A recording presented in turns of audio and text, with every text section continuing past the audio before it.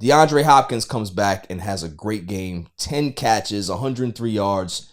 He was out for a while for, he got suspended for PED use. He's also healing from injuries and stuff like that, but came back and gave them the added punch that they needed. So I think the Cardinals are going to be fine going forward. The win puts them at 3-4 at this point. They're still within reason in regards to making the playoffs. Yo, bad. That shit crazy.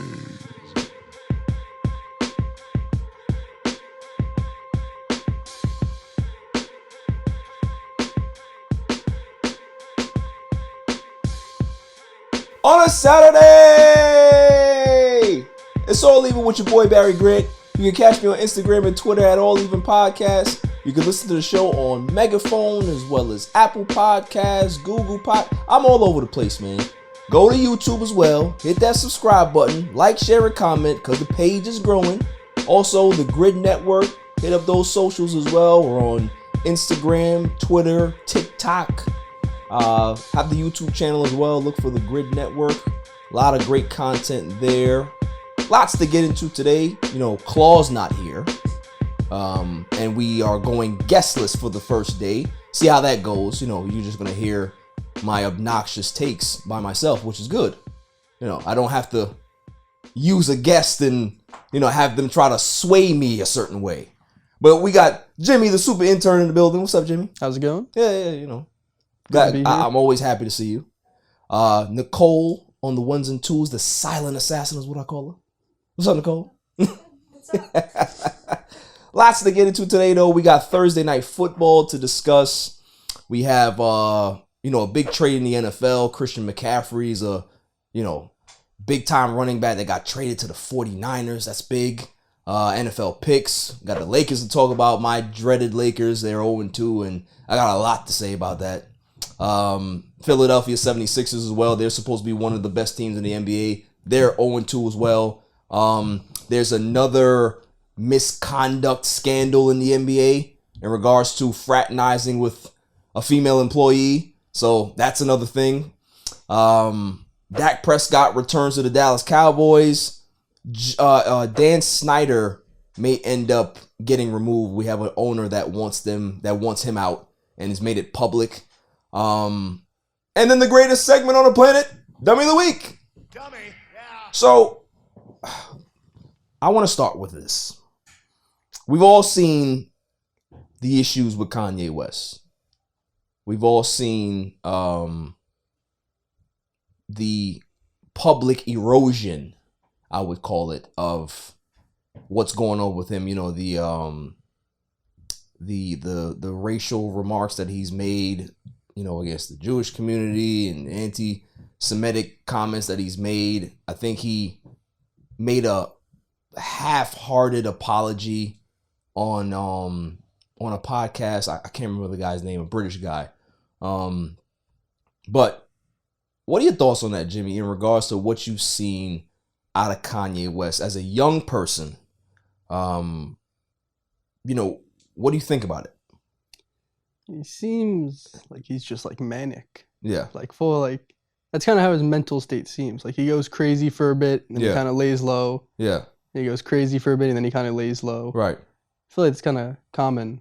It's the artistic type of people. Right. A lot of them tend to just lose their minds. Kind of. Because when you're a genius, you run that fine line, right, of being sane and crazy, because your brain goes to a different level that somebody else can't.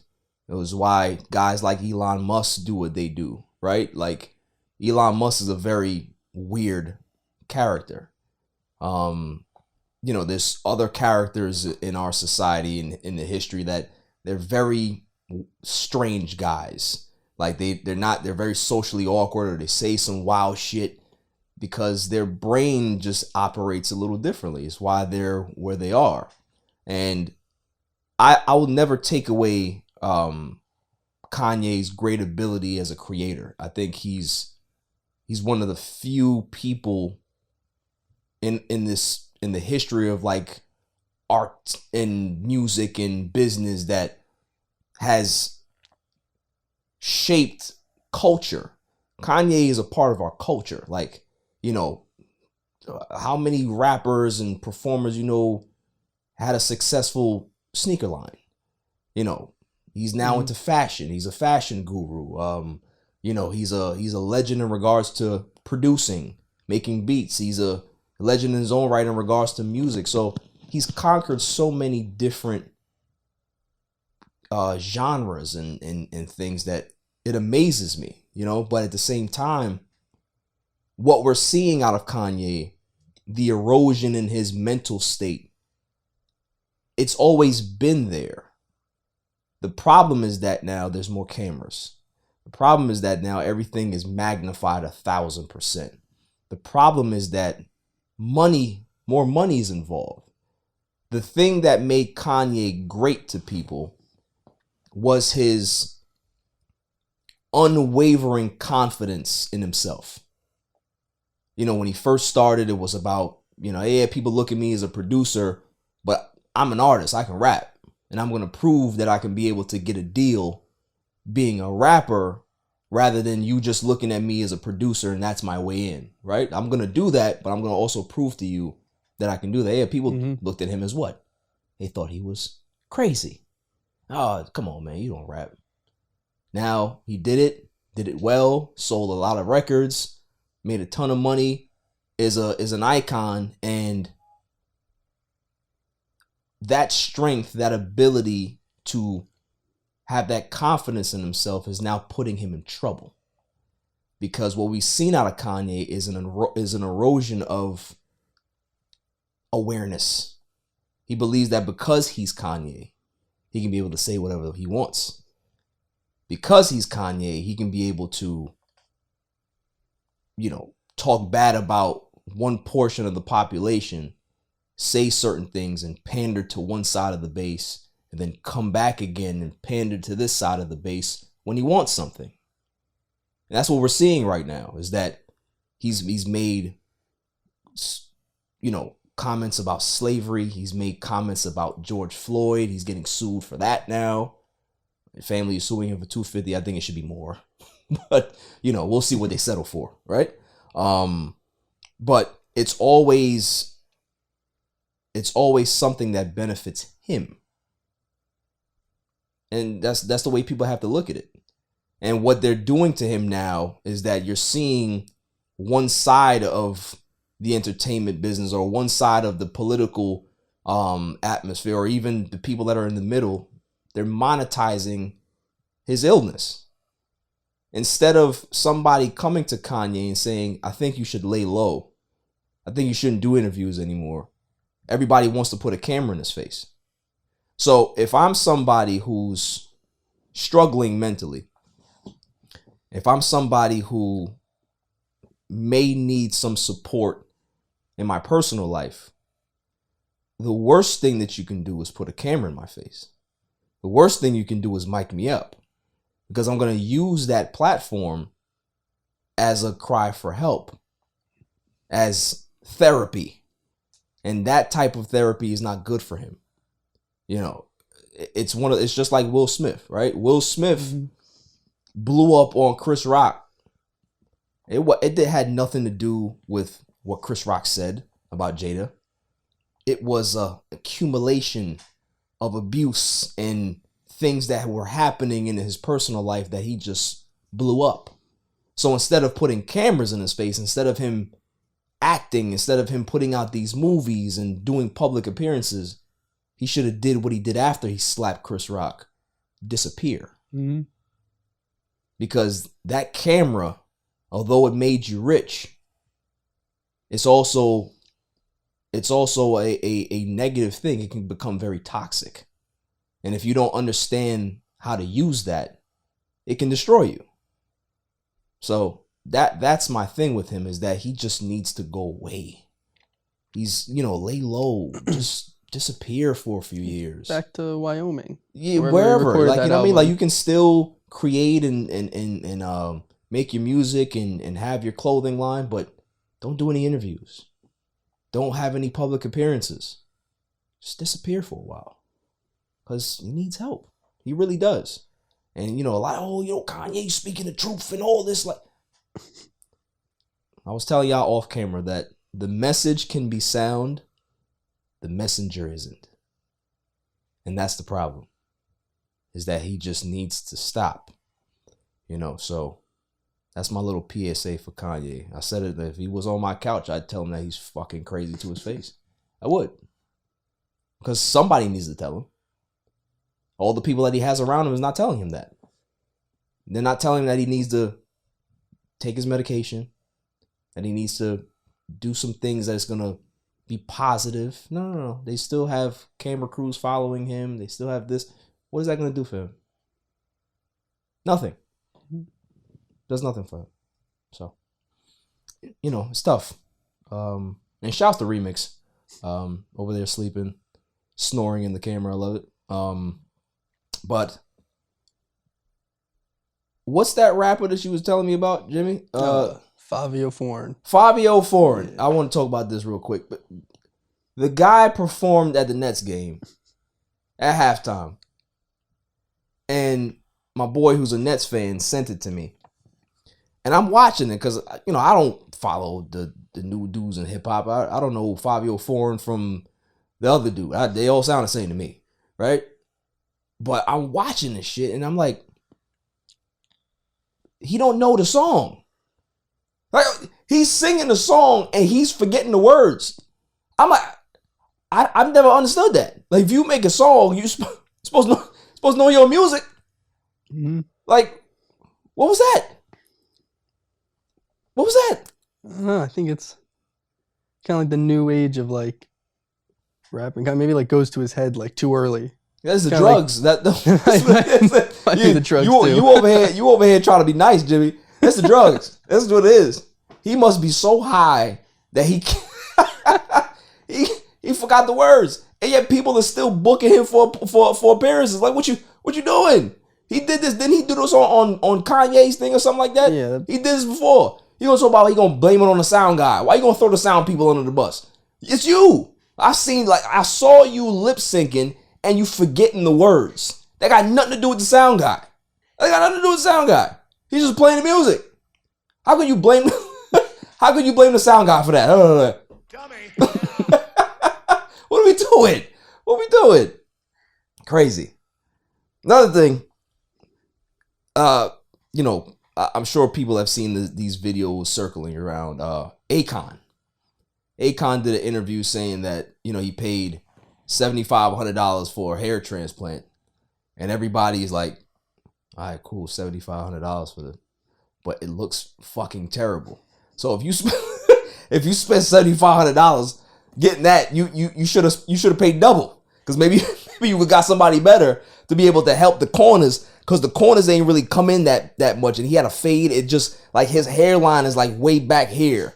So instead of it like being in the normal space of like here, it's like way back here, and it's just like, bruh, no, you might as well be bald. Just bald it off again and start from scratch. Go to somebody else so they can help you, so they can fill in the extra like 2 inches that you need to bring it back to the to the front. So I don't know. I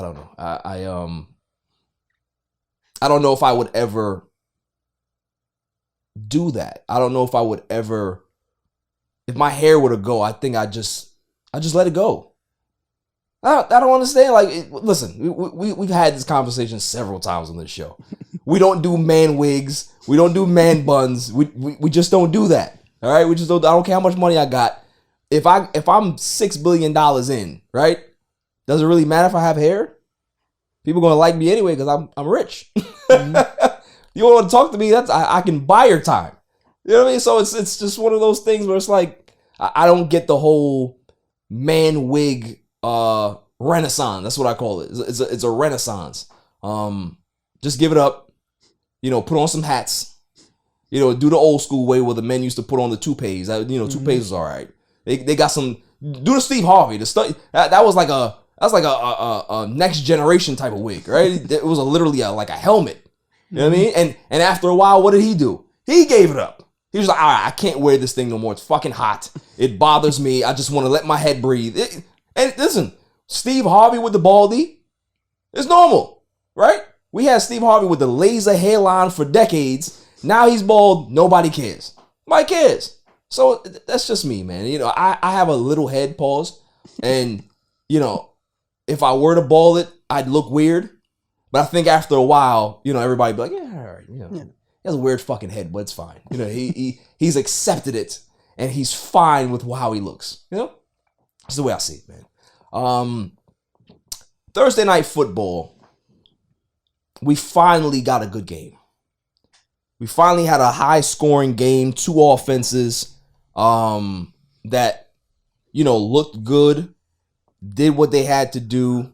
There wasn't a lack of scoring, which was very, very, very, very good. I think that game for Thursday night football was what exactly is what we needed, because people have been complaining that the games have sucked.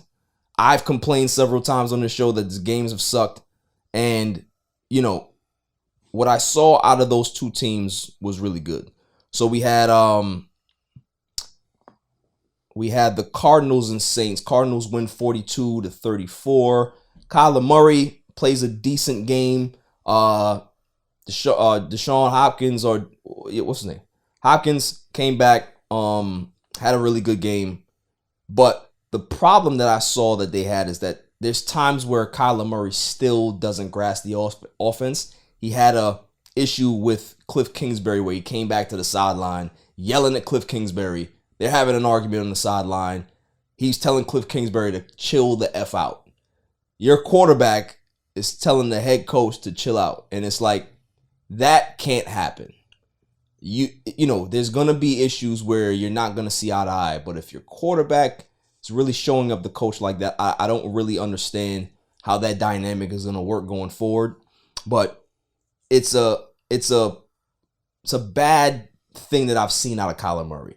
We've had reports about this kid not being able to, you know, not focusing on practice enough, playbook. You know, there was some clause in his contract that they put in there, then they had to take out.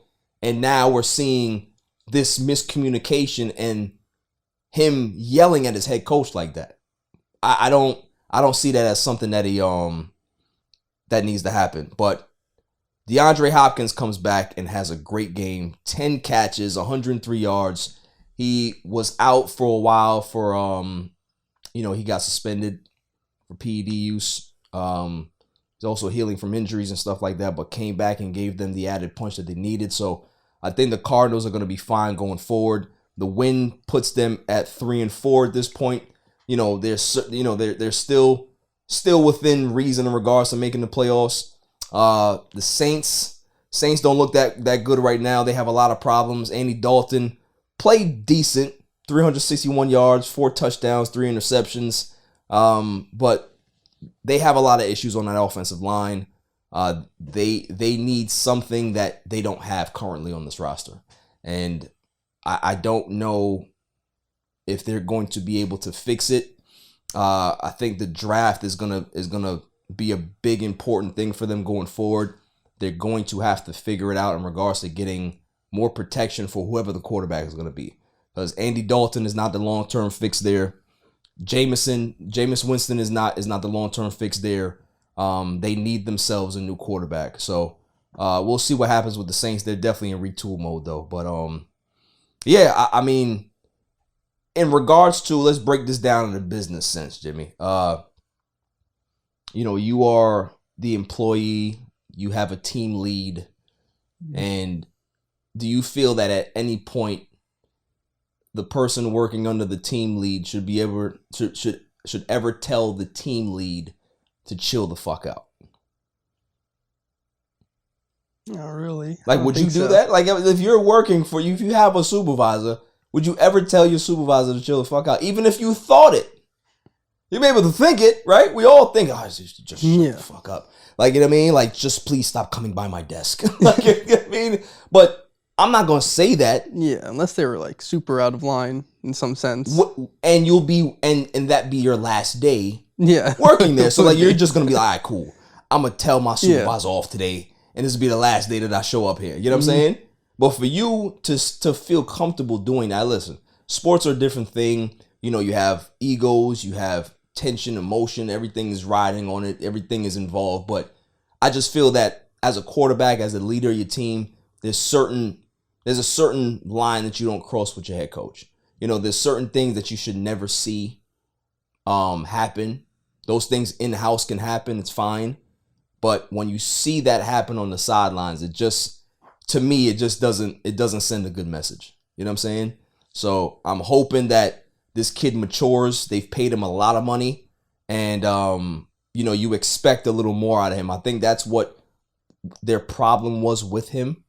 Why they put in all of these particular clauses in his contract.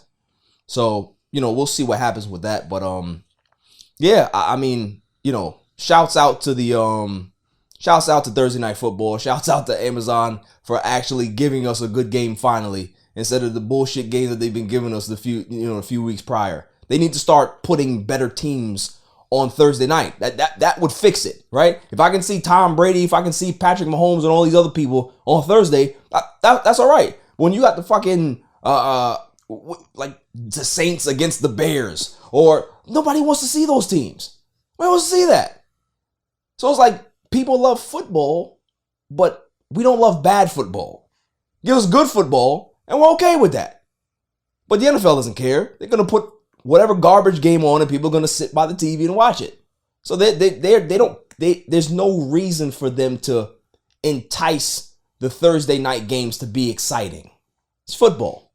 People are gonna bet on it. People are gonna watch it, and people are gonna go see it. So it's never gonna change. But it's a good thing to actually be able to see that they put a quality game on finally. Moving on. Jim IRSAY is the owner for the Indianapolis Colts.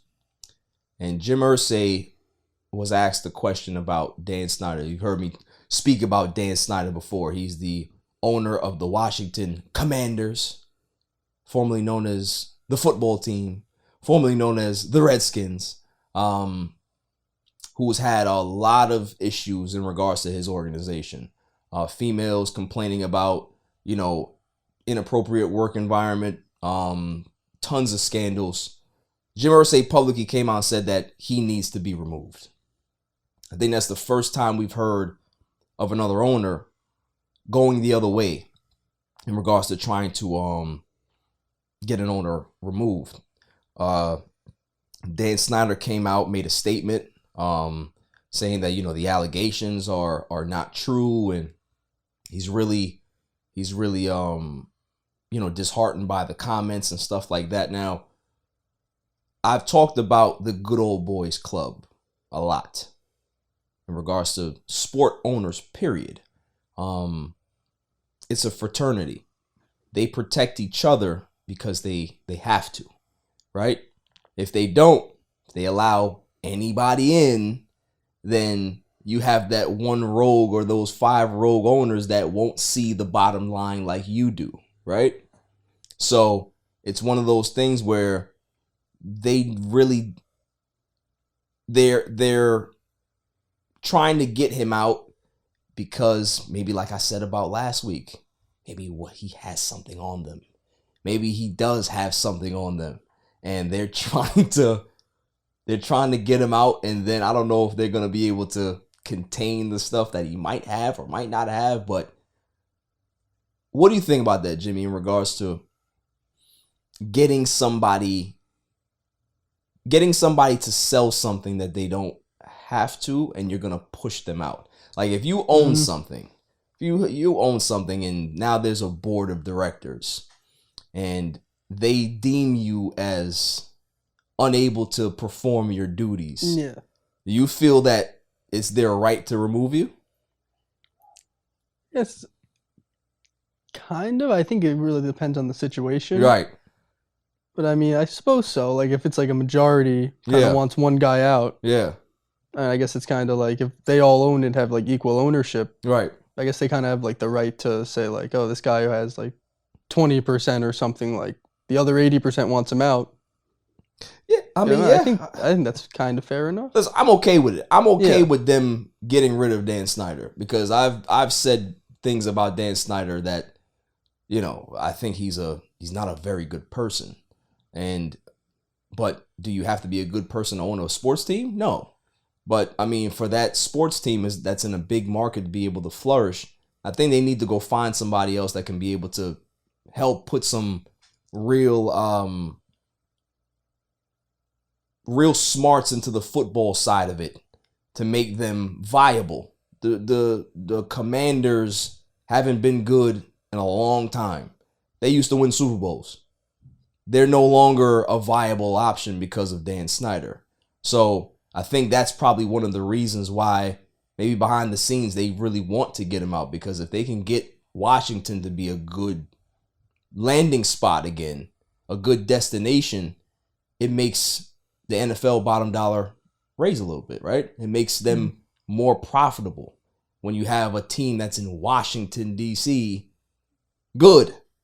So, yeah, I mean, it's interesting, man. I want to see what happens with it.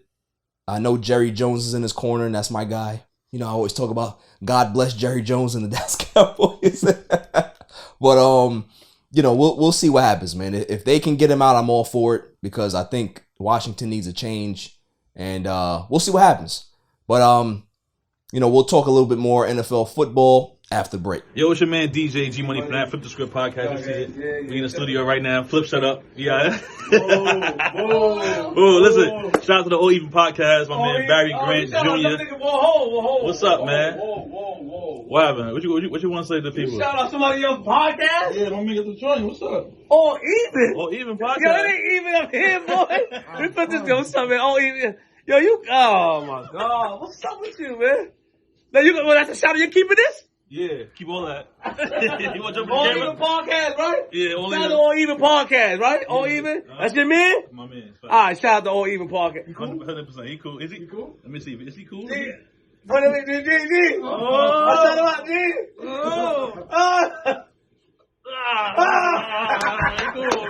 He cool, man. Welcome back, y'all. So, sticking on the NFL and owners like we were talking about before, Jerry Jones, and we always say on the show, God bless Jerry Jones and those Dallas Cowboys. Jerry Jones went gangster on another owner in the latest owners meetings. Jerry Jones told Robert Kraft, who owns the New England Patriots, "Don't F with me," during the meeting. So Robert Kraft is there, and he's dumbfounded.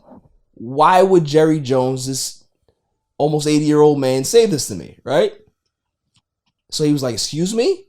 Jerry Jones repeated it. "Don't mess with me," right?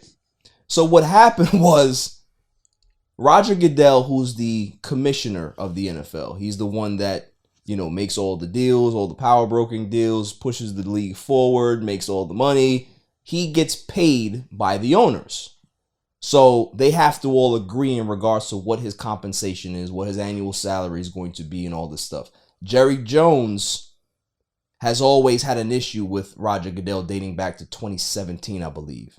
He believes that he's making too much money. He believes that that Roger Goodell's salary should be based on incentives. Like, what if he meets these markers? If he does well, if the league is making certain profits, then he should be able to get certain money. He shouldn't have like a set salary to get paid on, which honestly, that's not a bad idea, right? Jerry Jones is one of the power brokers in the NFL in regards to like power owners. You have owners, and then you have the power owners: Robert Kraft, Jerry Jones, the Maras. You know, those families are power broking families, power broking owners. So when Jerry Jones says something, it means a lot. However, I think all the other owners agreed and agreed to give him a salary. Jerry Jones, I think, was the only owner to not approve it. So I think because of that, he looked at Robert Kraft and was like, don't fuck with me. All right. Don't do this. All right. You got to make sure you do it my way. So it was just funny to see two old men, argue over something that was like so funny. And Robert Kraft's like, what are you upset about, man? Like, why you got to come after me? And Jerry Jones like, I don't care. I'm going to come after you because you're supposed to be on my side. But I agree with Jerry Jones to an extent. I think that you need to look at Roger Goodell as, obviously he works for you guys, and it should be based on performance. He's going to get paid regardless, but it should be based on performance. I don't have to lock you into this $80 million salary that you're going to get for this year if I don't feel that you met certain markers that we need to meet. I think it should be performance based. And one year you get 25, other year if everything is on a high mark, you may make 150 million. But that's the way it should be. And I think I agree with Jerry Jones there. I think the owners are very comfortable with Roger Goodell. I think they like him, so I think they're fine with giving him that salary, and they don't have an issue going forward. But I think Jerry Jones has always had issues with Goodell. There's a personal thing there. So I think for him, it's a little deeper than for the other owners. You know what I mean? So, but whatever logic he has is sound, even if it is, it's rooted in some type of dislike that he has for Goodell, because there's a lot of people that dislike Roger Goodell, but he's doing a good job, right? So although I might dislike you, you're doing good for my business, so I have to keep you, right? I may dislike Jimmy, but he's doing such a wonderful job. I can't get rid of him. I can't get rid of another. I can't find another super intern and name him Timmy. Can't do that. Let's keep Jimmy around. So yeah, I thought it was funny, but I also thought it was very much based in some real logic and some sound logic from Jerry Jones. Moving on, staying with the Dallas Cowboys. I've spoken very highly of my man Cooper Rush. Cooper Rush had a rough outing against the Eagles last week. Dallas Cowboys lose to the Eagles 26-17. Dak Prescott returns. I'm not too excited about Dak Prescott returning. Everybody loves Dak, though. Quarterback, we get a real quarterback now. We've heard that the offense is going to be better. CeeDee Lamb, who's the supposedly number one wide receiver for the Cowboys, is saying that the offense is going to rise to another level now. I don't see that happening. I think Dak Prescott is average. I think he's one of those guys that has a great story. He's a great human being, but I think a lot of people, they tend to mix the two. Like, you can be good. You can be a good person. You can be average at your job and somebody can be able to call you out on that. Like, just because you're a nice person and your story is great doesn't mean I have to accept everything you do is great. Like, Cole is she's the best, right? But if her work was shitty, I'd say, Nicole, you got to improve in certain areas, right? I'm not just say, Nicole, you're such a nice person, and I'm not going to call you out. I got to call you out because that can possibly make you better. I don't think that Dak Prescott is taking the necessary steps to be a better leader for the Dallas Cowboys. I think what I saw out of Cooper Rush was poise, was leadership, was the ability to galvanize his teammates and get them ready to play on Sunday. If Dak Prescott can take that step and be more consistent in that area, he's more talented than Cooper Rush is. He has a better arm. He's more athletic. He's a bigger guy. He can make all the NFL throws. But there's certain things in regards to his leadership that's missing. And that's why the Dallas Cowboys tend to not win big games, is because he falls very flat in those big games. I still have nightmares, waking nightmares. Like, I wake up in cold sweats thinking about the Cowboys losing to the 49ers in the playoffs last season. We weren't supposed to lose that game. Just like how the Mets lost. We weren't supposed to lose. They lost. And it bothered me because you pay this guy $40 million a year. You expect certain performances out of your $40 million quarterback, and you don't get it. It makes you mad. It makes you mad, right? So it's just one of those things where I need to see him do better.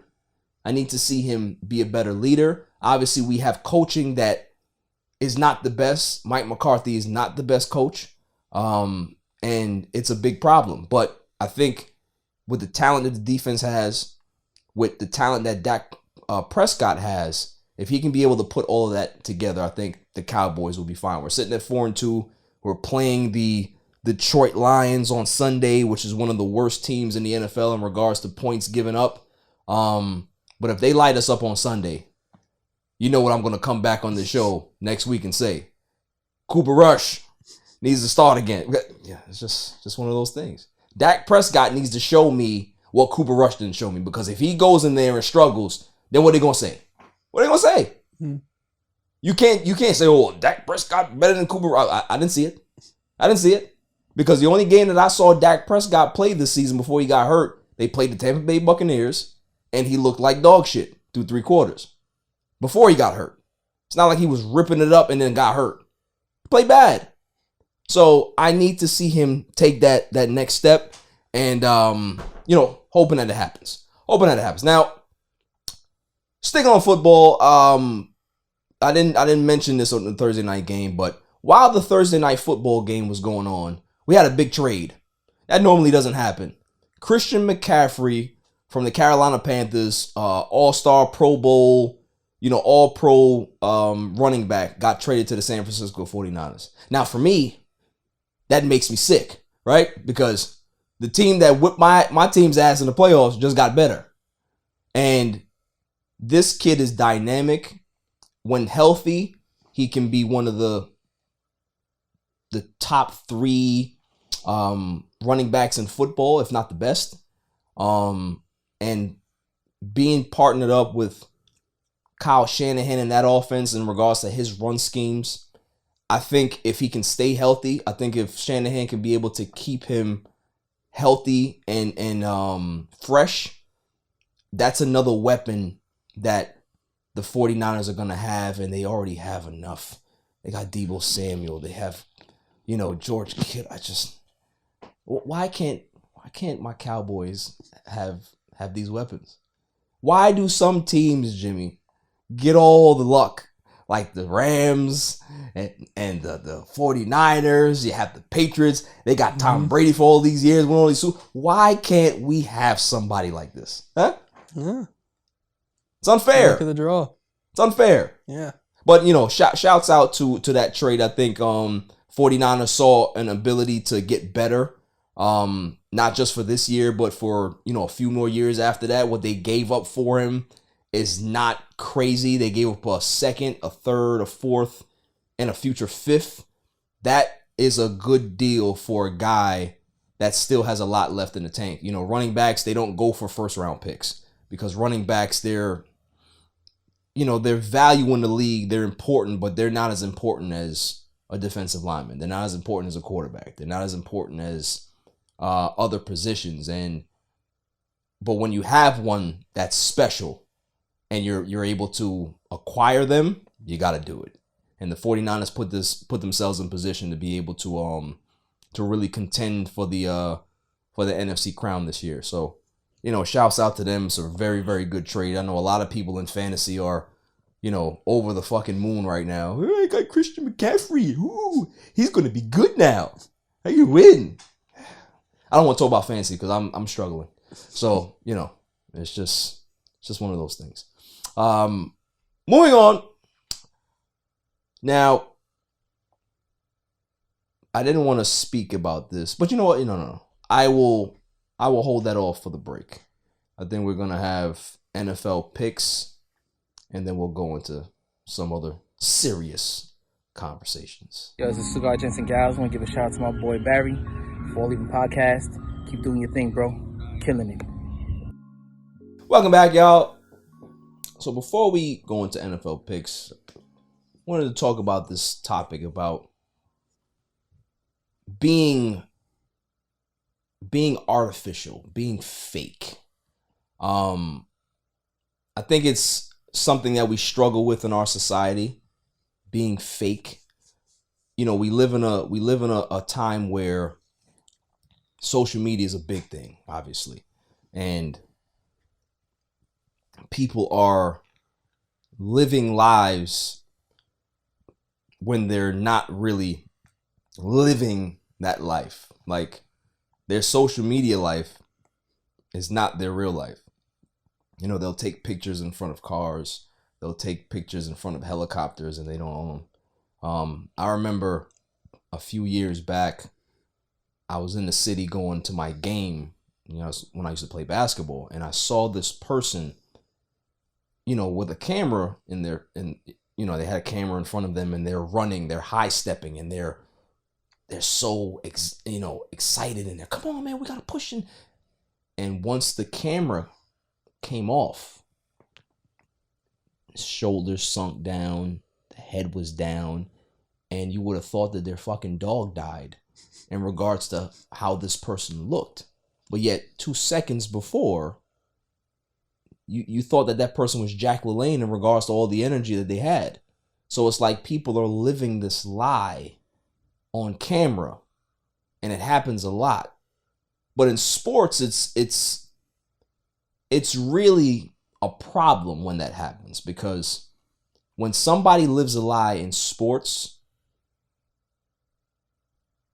when that locker room knows the truth, it spills over on the field. It spills over on the court. If I know that you're not like what we see on camera in front of the media, and I know you're a completely different way, and you're supposed to be the leader of my team, we're going to have a problem. I say that because what we're seeing out of Russell Wilson is nothing new. His struggles in Denver, we're seeing some leadership issues in Denver, where his play is not great. He's getting showed up by wide receivers slamming their helmets on the field in frustration of, them not getting a target, being wide open. When you respect somebody who's supposed to be a leader, quarterback, when you're the quarterback of the team, that is the position, right? You never try to show up your quarterback. You never see anybody slamming helmets when Tom Brady's on the field. You'll never see somebody slamming a helmet when Peyton Manning was playing. John, all the greats, you can name them all, right? But we're seeing certain things happen with Russell Wilson. We've heard stories of when he was in Seattle of teammates saying that he isn't who he is on camera behind the scenes. So there was a podcast that happened between Richard Sherman interviewed former teammate Marshawn, what's his name? Beast Mode. Marshawn Lynch. Lynch's last name? Yeah. Where Marshawn Lynch was saying that he would love to talk to Russell Wilson about his struggles in Denver and what's going on, but don't have his number. He has to speak to a representative to get through to Russell Wilson. So said that if I got to speak to your reps to talk to you, I'm not going to talk to you. It's not going to happen. So for me, if I'm a former teammate of yours and I have to speak to a middle person before I get to you, that's a problem. I'm not some magazine that's trying to get a hold of you. I'm a teammate that you played with for several years. And if you hear Russell Wilson speak, you would think that he's all Mr. Team. And no, that's not what it is. He makes awkward fucking TikTok videos. If you've ever seen it, please go watch it, because you need to see the car wreck for yourself. You can smell the fraud in him of who he's trying to be, what he's trying to portray on camera. And in football, in sports, that don't work. Because if your teammates know who you are and you try to be who you are on this camera and be this good guy, and they don't think that you're that good of a person, it will show. And I think that's what Seattle saw. I think that's why Seattle decided to trade him. Talented, yes, but when there's an erosion in trust in regards to that locker room, it's a lot of times when you can't repair that. And I am waiting for that 30 for 30 to come out on those Seattle Seahawks, because the stories that will come out in regards to what players really thought of Russell Wilson is going to be, it may be damning to his career, maybe not, but it might be revealing in regards to going forward for other people of, there's no reason to be that way. You can be successful without alienating people. And, you know, we were talking off camera about money changing you. Money doesn't have to change you. It changes your situation. It doesn't change how you interact with people, I don't believe. You know, you maybe be able to protect yourself a little more, but if I'm a millionaire and I'm surrounded by other millionaires, I don't see the reason why I have to put on a facade or be fake. You know, people would always make fun of Tim Tebow, right? But the one thing that people can never say about Tebow is that he was a fraud. Tebow's cheesy, Tebow's corny, but that's who he is. Tom Brady. Tom Brady's the person that you see is who he is in the locker room. You've never heard a teammate say anything negative about Tom Brady. You've heard negative things about Aaron Rodgers, but you've never heard fake. You've heard that he's a dick. You know what I mean? You've heard certain things, but I'd rather be labeled an asshole or something like that than be labeled fake. Because I think being labeled fake is harder to do. Like, that's like you're putting on a suit every day that's not you. It's fucking work. You know what I mean? And for Russell Wilson, I don't know how he bounces back from this, because the cat's out of the bag. I've seen it for years. Him getting married to Ciara. I mean, listen, she's a big star, but there's no reason for you to turn a certain way. You know what I mean? And I think what's going on with him now, he's gonna have to try to find a way to find himself as the leader of whatever team he's gonna be with going forward. You know, he's with the Broncos right now, but he's gonna have to find a way to connect with these players, because people want to see him fail because he's such a fraud. You know what I mean? And that's unfortunate because he's a talented guy, but if you really are this fake person, it's unfortunate because, I don't like to see that myself. I can smell frauds around me. You know what I mean? I don't like people who kind of like pussyfoot around, beat around the bush. They're passive aggressive. Those people I despise. I despise passive aggressiveness. Like, you'll hear certain comments about, maybe, like, no, just tell me direct. Be honest. We're men. We're grown-ups. We're adults. Don't be passive aggressive. And I think that's what the Seattle Seahawks, that's what Marshawn Lynch, Richard Sherman, all the other guys in Seattle with the Legion of Boom in those years, they had to deal with. And you had Pete Carroll, who was the head coach, that had to try to navigate that situation of, okay, how do I get them to follow this kid when he's not being genuine? You know what I mean? Like, be genuine. Be who you are. If you're going to be a jerk, but be a leader, lead by example, have a great work ethic, but don't be fake. You know what I mean? Like, just don't do it, man. Don't do it. Moving on. The All Even podcast is now partnered with MyBookie. So big things are happening. Shout out to MyBookie.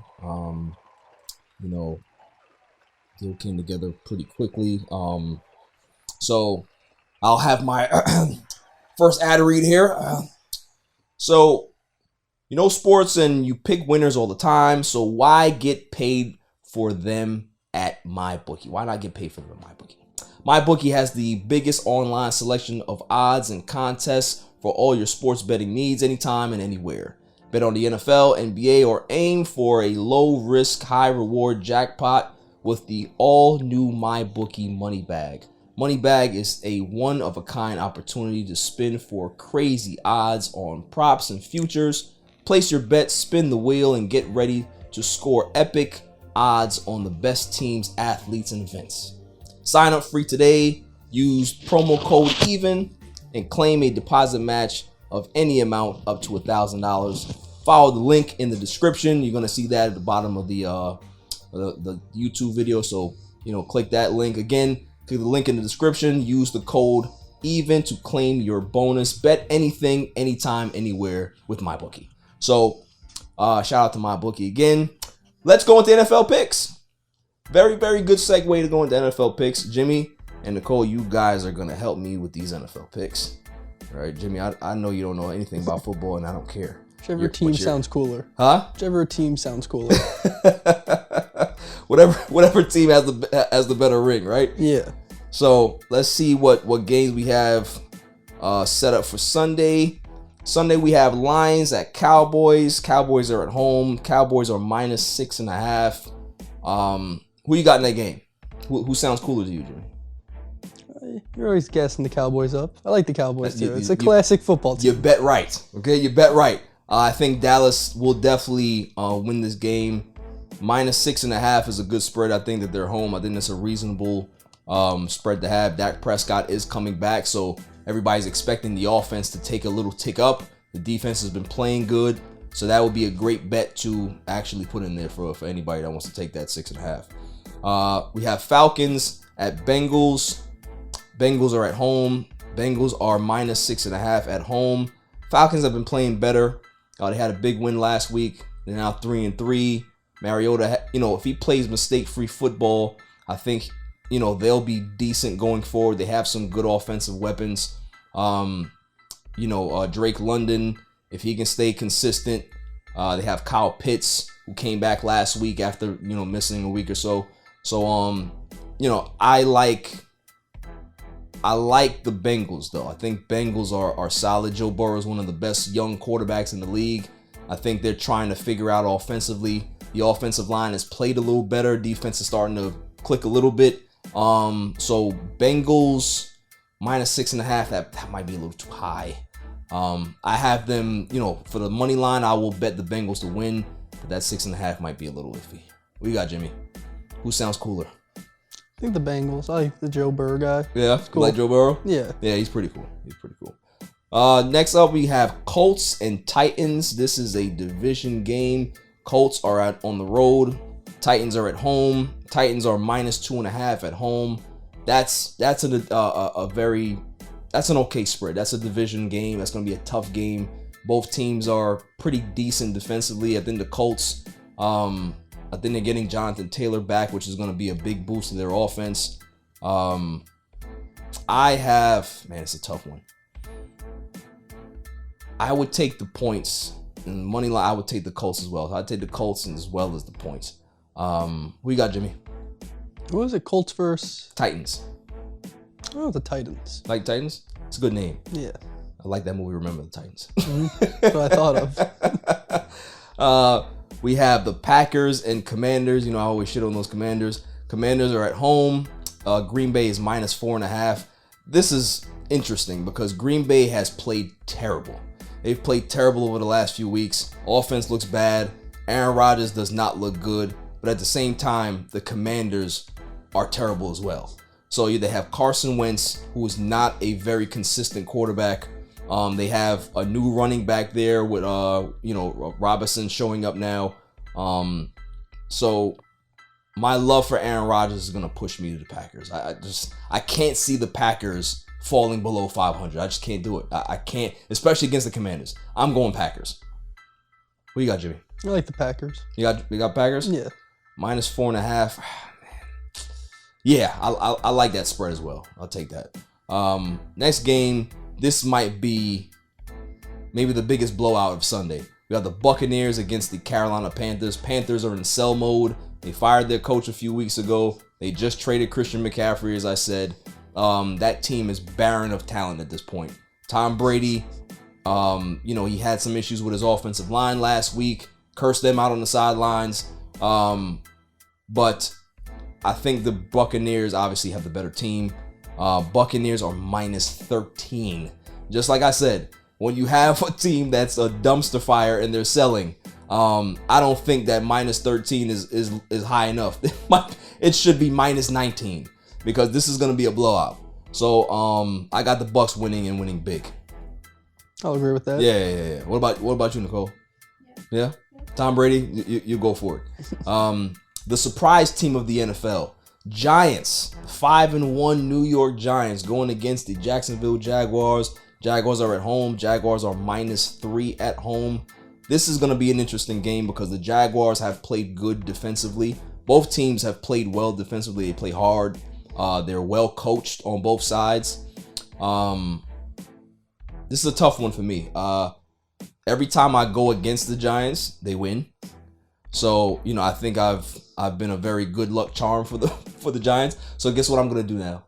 I'm picking the Giants. I'm gonna pick the Giants because if I'm going against them and they win, I'm gonna go for them this week because I don't need them winning. I need them being lower than the Cowboys. Okay, so I got the Giants. No, but all seriously, I think Giants have a better offense.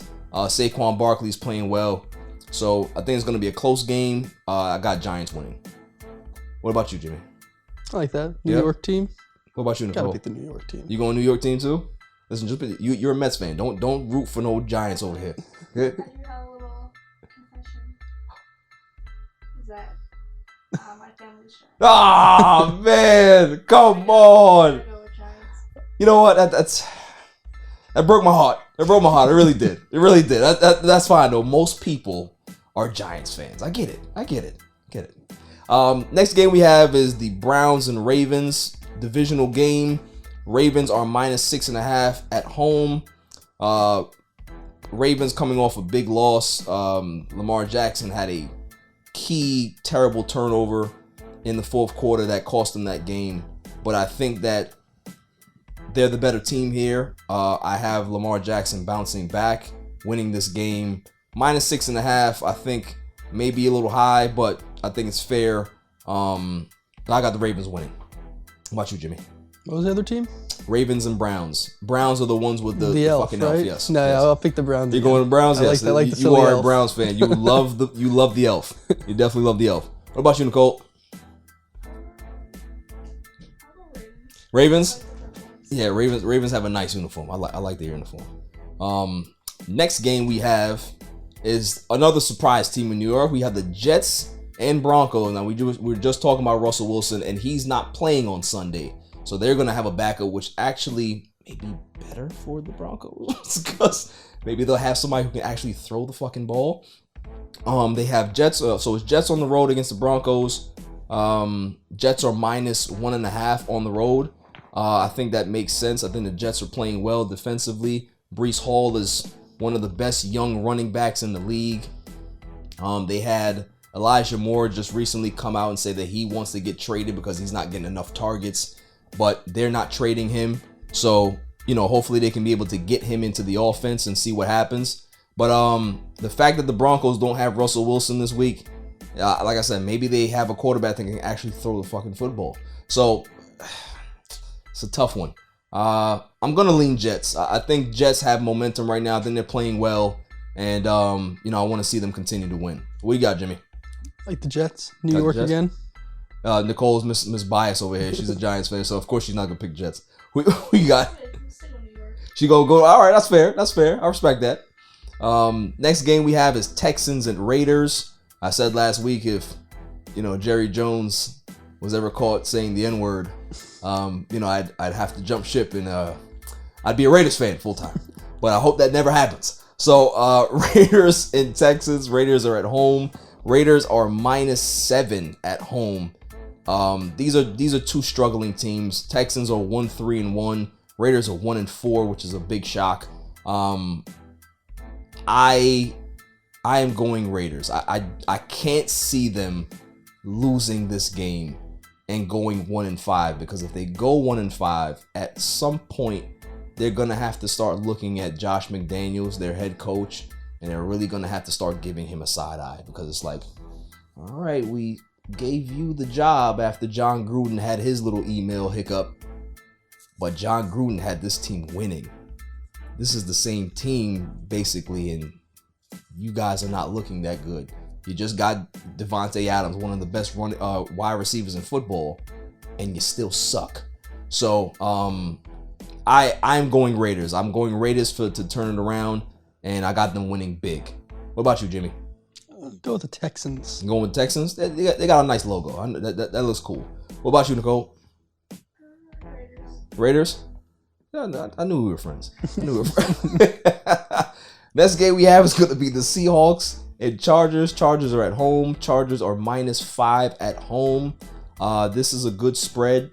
I would definitely take the points as well as the Chargers winning.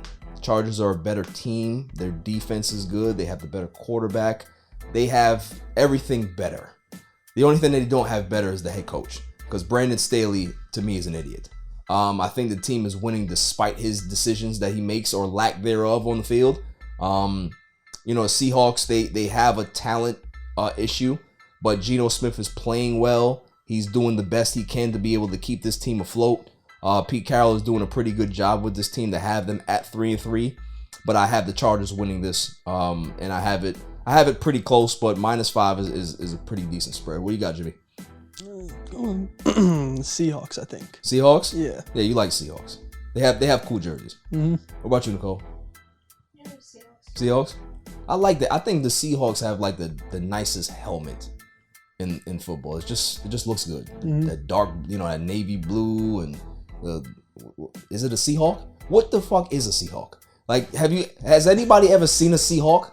What does it look like? That's like a seagull and a hawk. Is it really? I don't know if that's even a real. I've never heard of a Seahawk other than that team. I think that shit is made up. No. I think it's real. Jimmy, look it up for me. I'll look it up. I want to see what a Seahawk actually looks like. Next one is Chiefs and 49ers. 49ers are at home, and they have Chiefs -1. This is going to be a good game. Patrick Mahomes is one of the best quarterbacks in football. The Chiefs are playing well. Who would have thought that they would look this good after Tyreek Hill left? But, Patrick Mahomes is Patrick Mahomes. I think the spread is good. This is a trap game in regards to if people want to take this particular line, because it can go either way. It can really go either way. So, but if you're going to take the money line, I would definitely lean more towards the Chiefs. I think the Chiefs, their defense is playing well. Patrick Mahomes he's a wizard. So, although the 49ers have a great defense, although they just acquired Christian McCaffrey, and that team should be better offensively, you don't bet against Patrick Mahomes and Andy Reid. You just don't. Who you got? It was Chiefs? Yeah, I think. Yeah. What was it? What was the other team? Chiefs and 49ers. Yeah, Chiefs. Chiefs? Yeah. What about you, Nicole? Chiefs? Yeah. I think we're going Chiefs across the board. The next game we have is definitely going to be a snooze fest. This is a snooze fest for Sunday. Steelers and Dolphins. I don't think anybody wants to really see that game if you're not a Steelers or Dolphins fan. But Steelers are 2-4. Dolphins are 3-3 at home. And they have Miami -7.5. I mean, we saw the Steelers beat the Bucs last week, where everybody thought that the Bucs were going to beat the hell out of Steelers, right? This is football, any given Sunday. So -7.5 to me is pretty big based on what we saw from them last week. Tua Tagovailoa is back for the Miami Dolphins after suffering, those 2 back-to-back concussions. He's now cleared. Hopefully everything goes well with him and he doesn't get hurt again. Fingers crossed for that kid. But I think the fact that it's 7.5 with him coming back, that makes sense. However, that's a dangerous spread to have. If you're a betting man, I don't know. I don't know if you want to touch that one. I don't know if you want to touch that one. Who you got? I like the Steelers. Like the Steelers. I want to see if anybody's going to sway me, because I haven't made my decision yet. What about you, Nicole? Miami. Yeah. I am a bit. I like Tua. So, and plus I have him on my fantasy team, so I'm going to go Dolphins. I need to see him play well.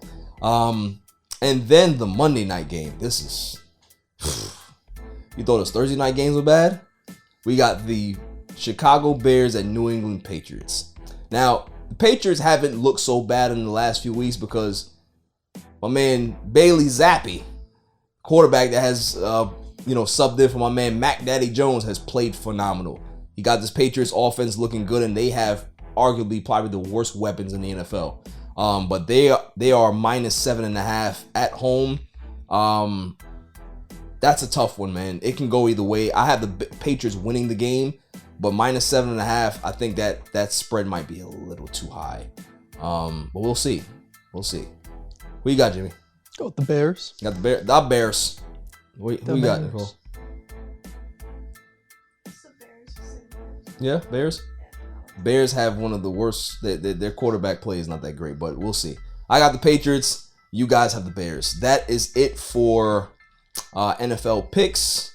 Like I said, the description for the MyBookie code. Sign up, place your bets, win some money on my behalf. If you win some big money, don't say I didn't tell you so. I'm hardly wrong. Now, I shouldn't say that, because if I am wrong and somebody says, I bet and you told me to do this and I lost millions of dollars. Hey, listen, you do it at your own risk. I'm just saying that these are pretty good bets to take. So shouts to MyBookie. Definitely go sign up, register, do what you got to do, win some good money. Thank me later. And yeah, that's it for NFL picks. What do you guys think? Not bad, right? Pretty solid. Say so. See, although you guys don't follow the sport that well, you guys make solid picks. Mm-hmm. So shouts out to y'all, man. Shouts out to y'all. After break, we're going to talk some NBA. I have a rant to go on.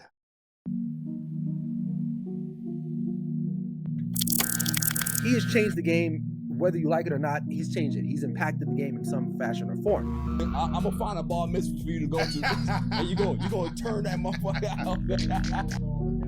Yeah, all the gals watching. Crack 'em if you got 'em.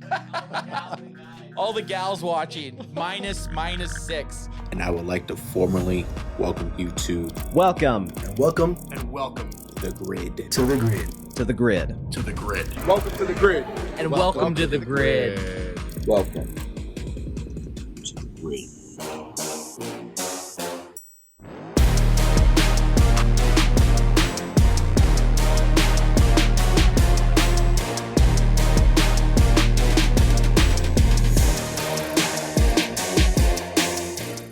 Welcome back, y'all. So, NFL is over. In regards to me covering that, it's done. Gonna head into the NBA now, where the NBA season has kicked off. Philadelphia 76ers are one of the teams that people have kind of picked to be the favorites out east, to come out of the East, as well as the Bucks. But for the first two games, they haven't looked pretty good. They're 0-2. Joel Embiid went scoreless in the second half of the game, and he just wasn't himself. James Harden has had to shoulder a lot of the offense, and at this point in James Harden's career, if you have to have him shoulder the offense, you have problems. It's too much ISO basketball, and Doc Rivers has to understand this. He has to understand that Joel Embiid may need some time to get into rhythm. I heard that he had off-season surgery, so his conditioning right now is not the best. So if you know that, you have to have contingency plans in place to be able to ease your superstar back in. I'm not seeing that with Philadelphia, and this is why I have big concerns about the Sixers going forward, because for me, Doc Rivers doesn't do enough.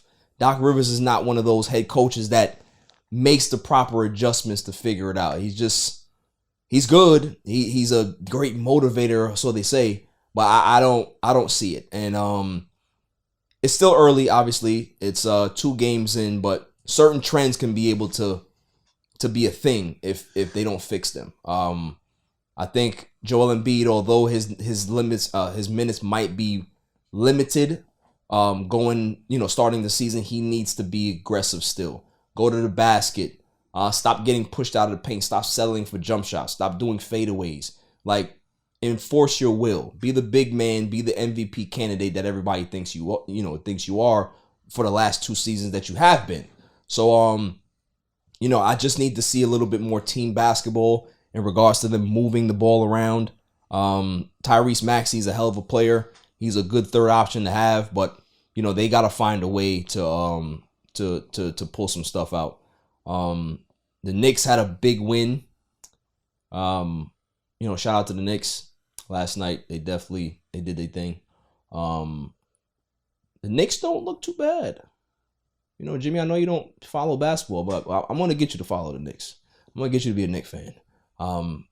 They were impressive last night. They did their thing. They beat the hell out of the Detroit Pistons, which everybody in the NBA should do, because at this point, the Pistons, they don't want to play competitive basketball. They're telling you right now that they're tanking and they're in the Victor Wembanyama sweepstakes. Yeah. So you can be able to just beat the hell out of them every night and they'll be fine with it. They'll be like, thank you. You're doing us a favor. Like, we don't really care to be competitive. But what I saw out of the Knicks, Obi Toppin had a great game. They played really, really good defense. They were solid on both ends of the court. So looking to see more positive play by the Knicks going forward. I got the Knicks making the playoffs this year. I really do. I think that they can be a play-in team.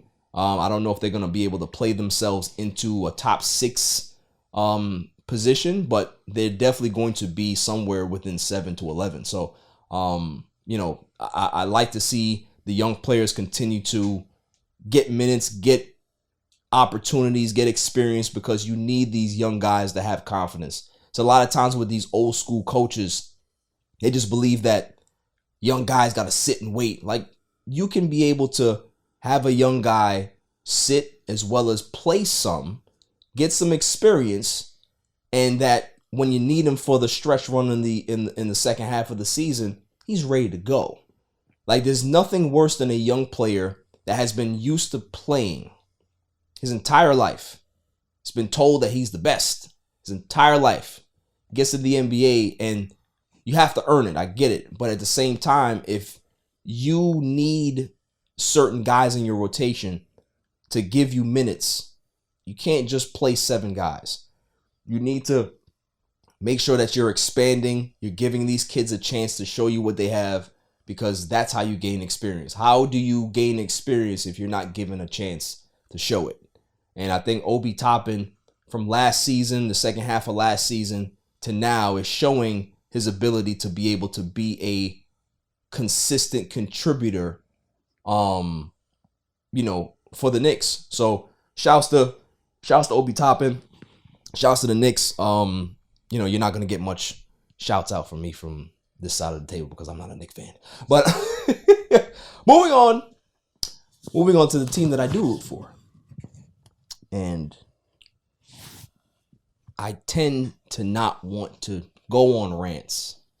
People like to always say that I'm the angry person, but there's reason for it, right? If you don't give me a reason to lose my fucking temper, there's no reason for me to lose my temper.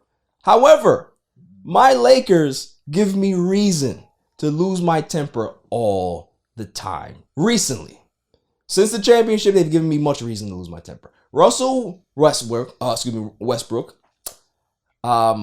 We played the Clippers. Played well defensively. He played a great defensive game. Had 4 steals, I believe. Played great defense on Kawhi Leonard. But he went 0 for 11. Kendrick Nunn is one of our big guys off the bench. He went 0 for 7. Patrick Beverley, who was a trade acquisition that we had in the offseason, went 1 for 7. So let's add that up. 0 for 11. 1 for 25, I think. There you go. 1 for 25 out of your starting backcourt and your big production guy off the bench. And the Lakers only lost that game by, 6, I think? At some point, you got to put the ball in the basket. For you to have 3 players and to make 1 basket, the Lakers have problems in regards to putting the ball in the basket. They can't shoot threes. They have a league worst percentage of, I think they're shooting 22% from the 3. I think they've taken the 5th most threes in the league. So let's just take it from a logical standpoint. I can't shoot. Somebody is daring me to shoot. And instead of me saying, you know what, I don't think it's a good idea to take this shot, I said, no, he's telling me to shoot it because he's backing off 8 feet. I'ma fucking shoot it. No, you're not supposed to shoot it because they're daring you to shoot it. That's what's happening. I didn't know that Patrick Beverley, who I call the resident cheerleader, he's been a resident cheerleader everywhere he's gone. Great defender, but he's a cheerleader, right? Since when did he turn into Steph Curry? Where he's launching everything threes. He doesn't shoot threes. But yeah, he comes here and he's shooting threes. Russell Westbrook doesn't shoot threes. Took 6 threes against the Clippers. Guess how many he made? Oh, you're right. Yes, exactly. 0. Right? So for me, they look good defensively, but they have to figure it out in regards to getting some shooters on the court. Darvin Ham has to let Westbrook know it's about taking smart shots, not always the open shot. If you can't shoot threes, stop taking them. Go to the basket. Try to draw a foul. Take a mid-range jump shot. But stop shooting threes. And, you know, Anthony Davis had a tough fall, hit his back. Kawhi Leonard he went up for a shot, pump faked, tried to draw the foul and kind of low bridge Anthony Davis. Anthony Davis hit the floor and says that he should be fine tomorrow going against the Blazers, but Anthony Davis is always hurt. And that's the problem. The depth on this team is not there. They're not getting anything out of their center position in regards to any backups. Nobody's putting the ball in the basket. Austin Reeves is not looking good offensively. JTA is not giving you anything. Lonnie Walker had a decent game, but he took the most shots on the team. Can't have that. So what is Rob Pelinka going to do? Is he going to keep this roster together? Is he going to make a trade? Because everybody's been waiting for the Russell Westbrook trade to happen all summer. I gave myself the dummy of the week one week because I thought that he'd be gone already, and he's still here.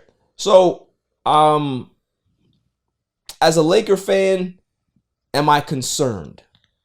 What is my level of panic? On a scale of 1 to 10, what do you think it is, Jimmy? It says only been 2 games? Yeah. They still got LeBron, right? Yep. Where's he been? I mean, he's playing well. He's doing his thing. 5.5. 5.5 out of 10? What do you think, Nicole? About 7? That's not a bad answer. It's a fucking 10. It's a 10. You know why it's a 10? Because in basketball, the object is to put the ball in the basket, right? So if you have guys on your team that can't put the ball in the fucking basket, you're going to lose. Because at the end of the day, you can have LeBron James, you can have Jesus Christ that can come down, you can have Michael Jordan come out of retirement, right? But if you have the other guys that can't put the ball in the basket and outscore the other team, you're going to lose on every night. That's a problem. True. So it doesn't really matter who they play. They have one of the softest schedules in the first half of the season of any team in the league. So they should amass a pretty decent record in these games if they had good quality shooting, right? They don't have that. So because they don't have that, every game is going to be a fight. Every game is going to be a dogfight.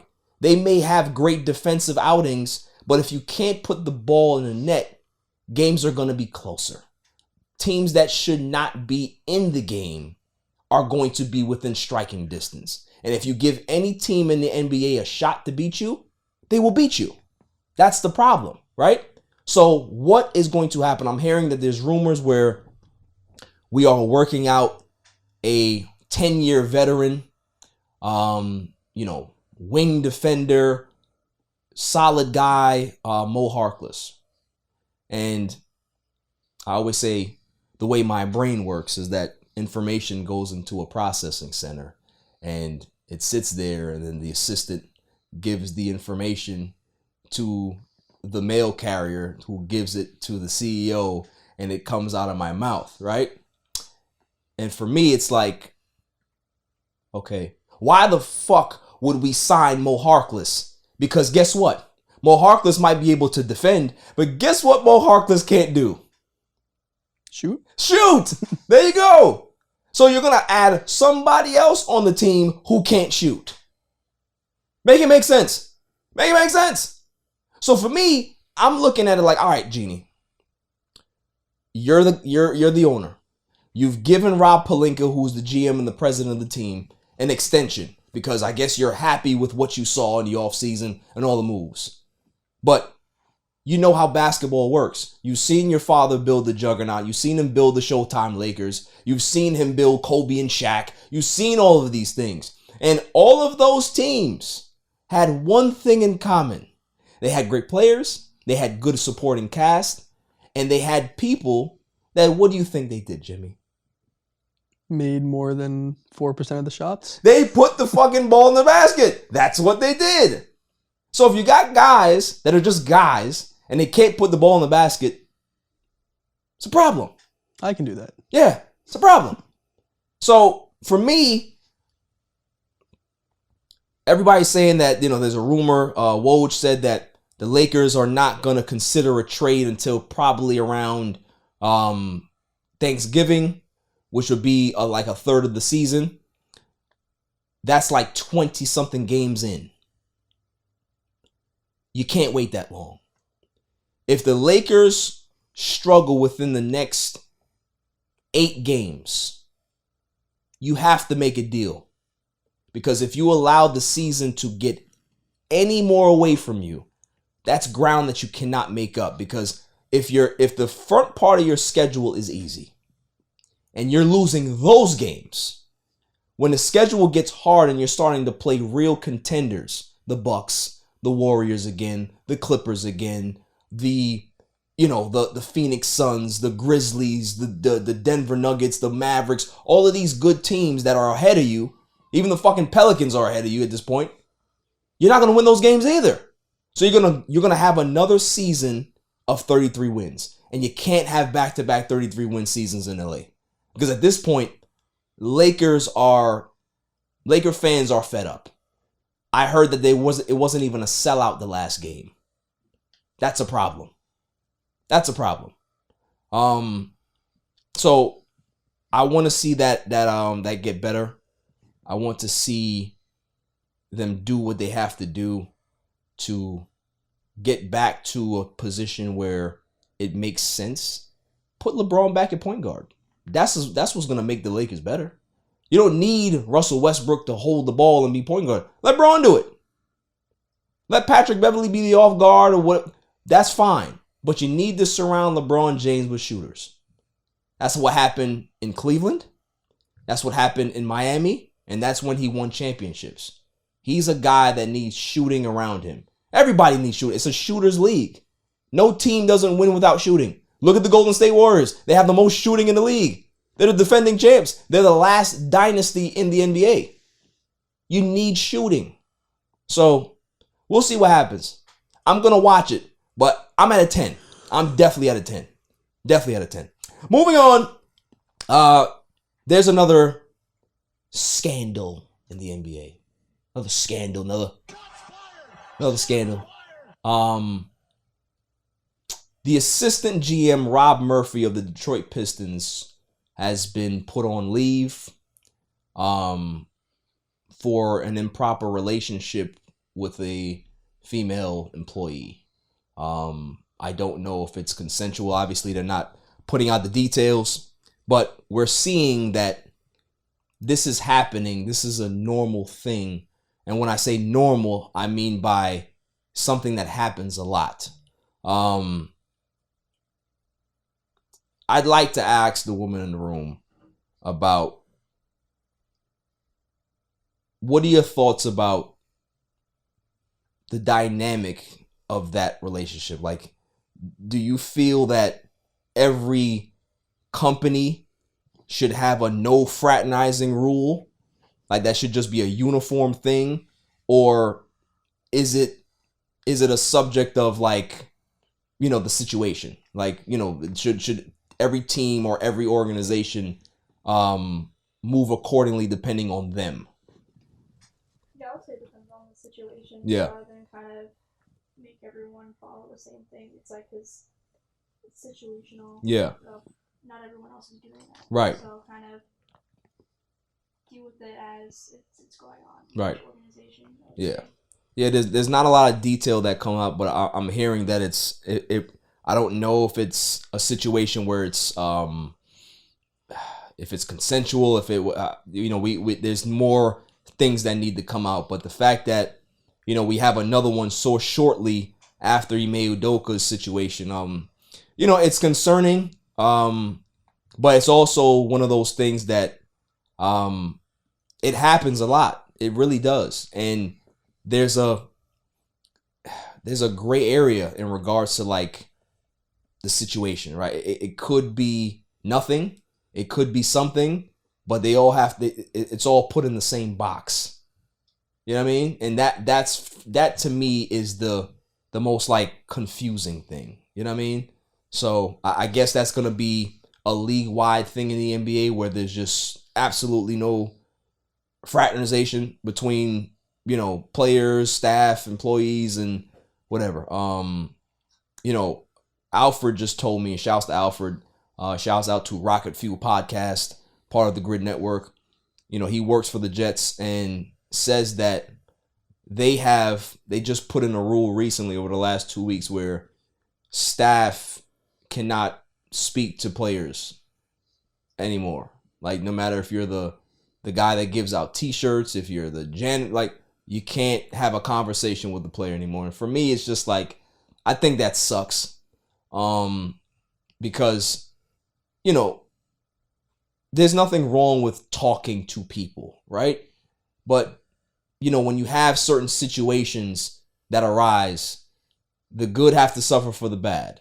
It's the way I see it, right? Certain things happen, and now it's just like in class, right? When the kid gets caught sleeping in the back of the room and nobody wakes him up, and then the teacher says, okay, well, if he wants to sleep, now everybody's in trouble. And we're like, oh, fuck.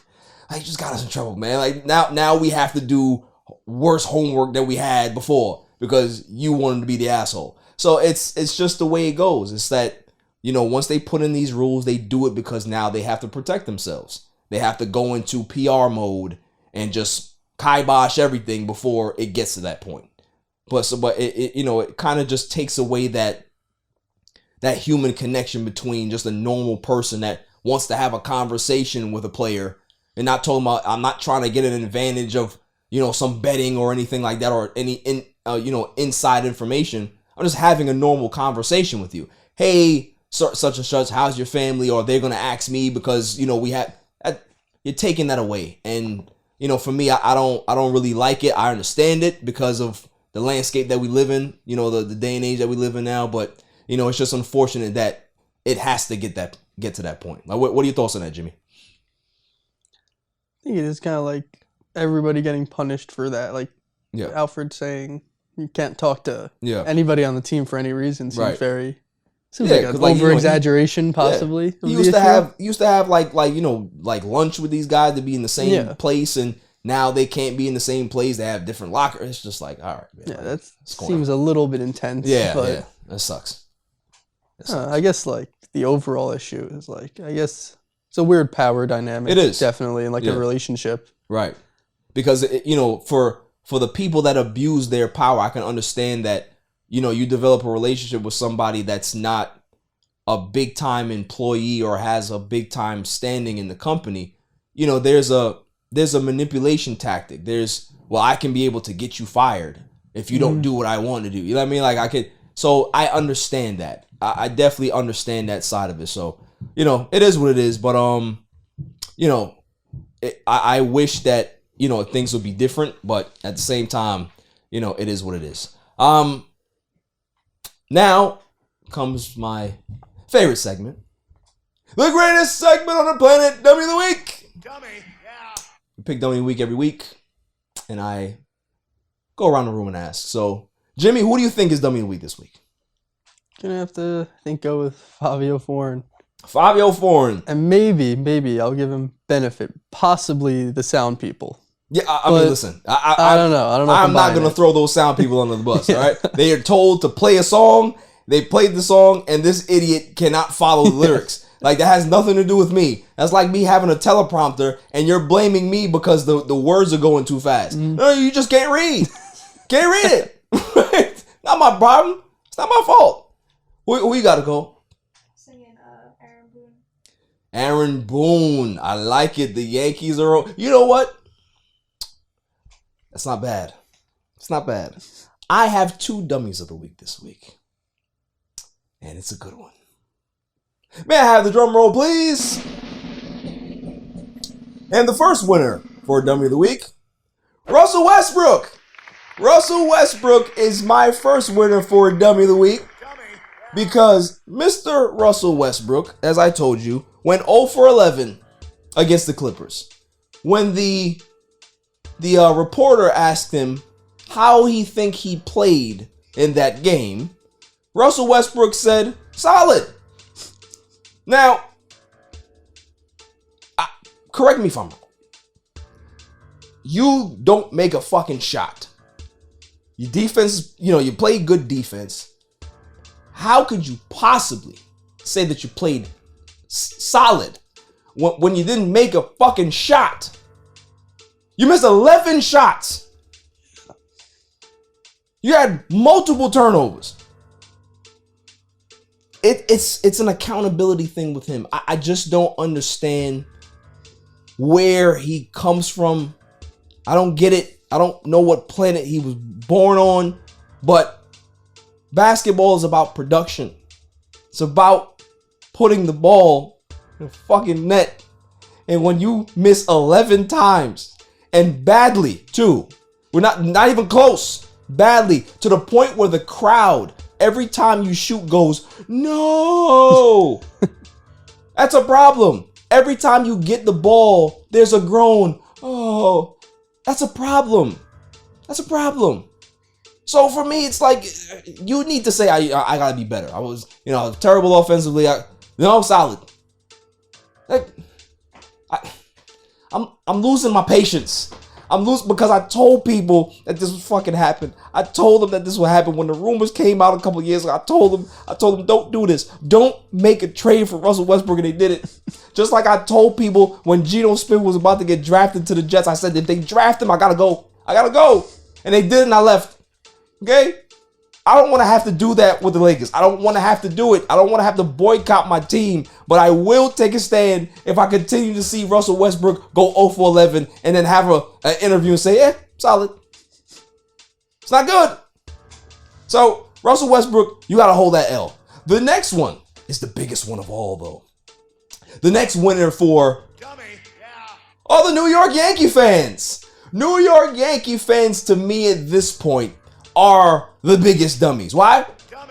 Because when the Mets lost, mind you, we didn't bring no smoke to the Yankees all year. We're focused on our team. We're happy. When the Mets lost, I had Yankee fans hitting my phone. Mind you, didn't hit me up the whole year. But we lose, and you hit me, right? With all of this nonsense. However, now, the Yankees are down 0-2 to the Astros, and they struck out a combined 30 times in the first 2 games of the series. I don't smell that energy. That energy's not there anymore. That Yankee pride is not there anymore. So I didn't call anybody. I didn't try to throw those shots. I saved it for today. There's a reason why I saved it for today, because obnoxious Yankee fans need to hear it. You guys, outside of the Eagles fans, are the worst fans in sports. The worst. You have the most championships and the most obnoxious fan base out of those fan bases, because we don't got no smoke with y'all, but yet you always try to bring the smoke to Mets fans. We have no problem with you. Aaron Judge is a good player. I like Aaron Judge. So for all of those Yankee fans that brought that energy to me, I don't hear from y'all. I want that same energy from y'all now. Shouts to Mike Guido saying that, he never thought the Yankees had a chance against the Astros. That's a real Yankee fan. Not these other idiots. So, Yankees and Russell Westbrook, you guys think that you're this holier than thou, nothing's wrong, and everything is fine. Think you're big time guys or whatever it is. Yankee fans are just pompous. You're losers. Complete losers. 0-2, 0 for 11. So it's a combined 0 for 13 for both of you guys. But you're winners for Dummy of the Week. That's all for this show. Jimmy, appreciate you. Super intern. Of course. Did a good job. Nicole on the ones and twos. Always solid as usual. Shout out to my bookie again. Giving us the opportunity. Definitely hit that link in the description. And go make some money.